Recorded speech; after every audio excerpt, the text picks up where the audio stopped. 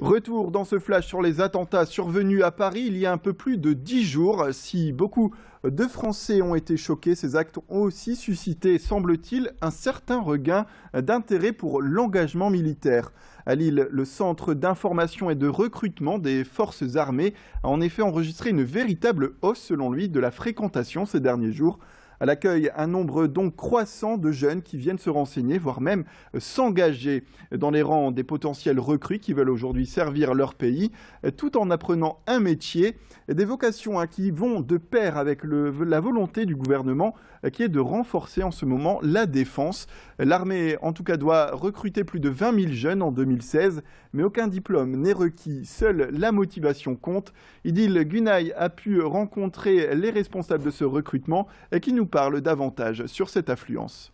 Les missions sont difficiles, donc c'est un engagement qui demande énormément. Ce n'est pas un métier ordinaire, c'est un métier où on va demander des choses un peu particulières.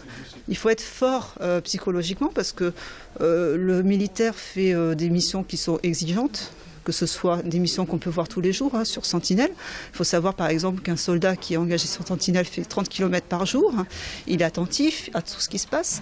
Et puis par exemple, un soldat qui va être engagé par exemple sur une mission au Mali, il a 40 kg sur le dos et il n'y a pas de jour de congé. Donc c'est un engagement vraiment très quotidien et qui est marqué sur la durée aussi.